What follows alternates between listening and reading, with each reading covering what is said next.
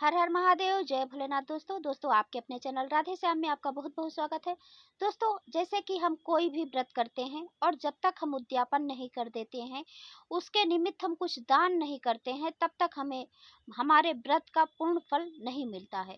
तो इसीलिए हमें हमारे यथाशक्ति दान अवश्य करनी चाहिए। यदि हमारे पास ज़्यादा दान करने के लिए नहीं है, तो हम थोड़ी सामग्री में भी दान कर सकते हैं, क्योंकि बिना दान के बताया मैंने कि फल पूरा नहीं मिलता है। तो कुछ न कुछ उद्यापन विधि करना ही चाहिए, दान देना ही चाहिए।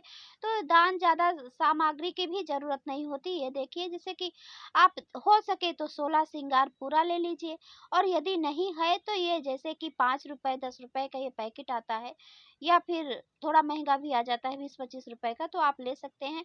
और 10-5 रुपए का चुनरी लेकर और सीधा मिलाकर, मतलब दाल चावल आटा जो इत्यादि सीधा निकलता है, तो आप निकाल कर मतलब दान दे सकते हैं लेकर।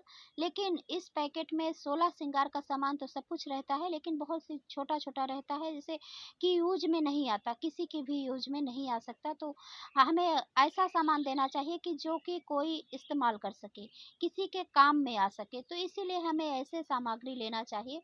और यदि ये संभव नहीं है तो आप उसको ही दान दे सकते हैं, ऐसा कुछ नहीं। ऐसा सीधा जैसे ये है ना, दाल चावल आटा और गुड़ है, हल्दी है, और ये फल है 5, नमक है। तो ये सारी सामग्री के साथ आप वो पैकेट रख कर आप दान में निकाल सकते हैं। कोई ज़रूरी नहीं है कि आप पूरा 16 श्रृंगार या वस्त्र लें, क्योंकि चुनरी लिया है और इसके साथ एक आप रुमाल रख दीजिए। आप किसी भी मंदिर में जाकर दान कर सकते हैं, या फिर आपको कोई गरीब ऐसा योग्य लगे कि हाँ, इनको दान देना चाहिए, तो आप दान जाकर दे सकते हैं। क्योंकि व्रत करने का मतलब होता है, व्रत तो उपवास कर लिए, पूजा पाठ कर लिए, सब कुछ हो गया हमारा, लेकिन समापन के समय हमें कुछ न कुछ तो दान देना ही चाहिए। ये ऐसा शास्त्रों में वर्णन आता है, तो इसीलिए आपको जरूर दान देना चाहिए।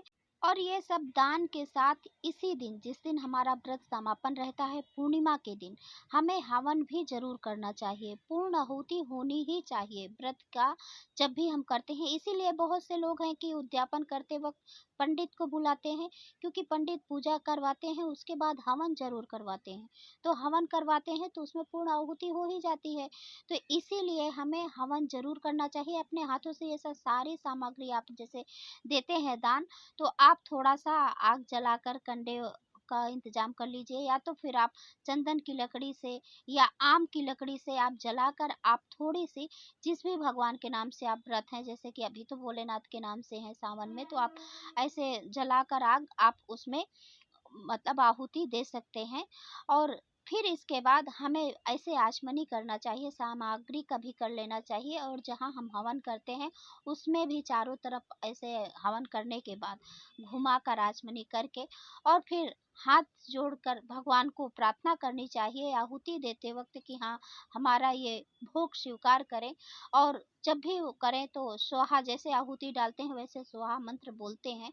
तो हवन तो जैसे आपको पता ही कि सारी सामग्री हवन का मिल ही जाता है, आप दुकान में जाएँगे तो सब कुछ मिल जाता है, दे देते हैं। तो आप उसी प्रकार से लाकर, और कोई-कोई खीर का भी आहुति देता है, हलवा पूड़ी का देता है, और या फिर हवन का ही सामग्री ऐसे नॉर्मल, या फिर कुछ नहीं है तो आप गुड़ और घी का भी आहुति दे सकते हैं। तो इसीलिए ज़रूर अपना व्रत का समापन अच्छे से कीजिए। और दोस्तों, ये वीडियो कैसा लगा ज़रूर बताना। यदि वीडियो अच्छा लगा हो तो लाइक करें, चैनल को सब्सक्राइब करें, और अब मैं मिलती हूँ अगले वीडियो में। तब तक के लिए नमस्कार।